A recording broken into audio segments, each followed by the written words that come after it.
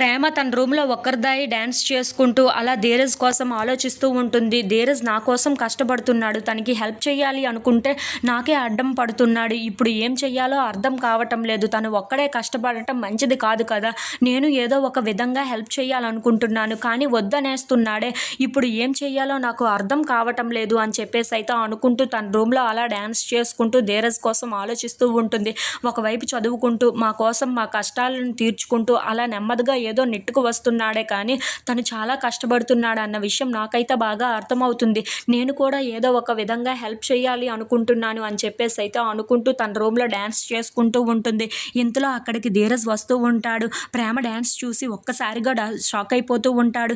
ఏంటి ఇది కూడా ఇంత బాగా చేస్తుందా డాన్స్ అని చెప్పేసి అయితే అనుకుంటూ ప్రేమ వైపు చూస్తూ అలా మైమర్చిపోతూ ఉంటాడు. ఇంతలో అక్కడ ఉన్న ప్రేమ మాత్రం తన డాన్స్‌ని ఆపకుండా అలా చేస్తూనే ఉంటుంది. అది చూసి అక్కడ ఉన్న ధీరజ్ అయితే క్లాప్స్ కొట్టి మరీ ప్రేమ దగ్గరకు వస్తూ ఉంటాడు. అది చూడగానే అక్కడ ఉన్న ప్రేమ అయితే ఒక్కసారిగా షాక్ అయిపోతూ ఉంటుంది. ఏంటి మొత్తం చూసేసాడా ఏంటా, నేను ఇన్ని విన్యాసాలు చేశాను కదా ఇక్కడ అని చెప్పేసి అయితే అనుకుంటూ ఉంటుంది. ఇంతలో అక్కడ ఉన్న ధీరజ్ మాత్రం ప్రేమ దగ్గరకు వచ్చి నువ్వు చాలా బాగా డ్యాన్స్ చేస్తున్నావు, ఆ విషయం నీకు తెలుసా, నువ్వు ఈ డ్యాన్స్తో 10 మందికి నేర్పించి నువ్వు ఎలాగోలా బ్రతికేయవచ్చు అని చెప్పేసి అయితే అంటూ ఉంటాడు. ఆ మాటలు వినగానే అక్కడ ఉన్న ప్రేమ అయితే ఒక్కసారిగా షాక్ అయిపోతూ ఉంటుంది. అవును కదా, నేను డ్యాన్స్ చేసైనా ఏదో ఒకటి సంపాదించవచ్చు.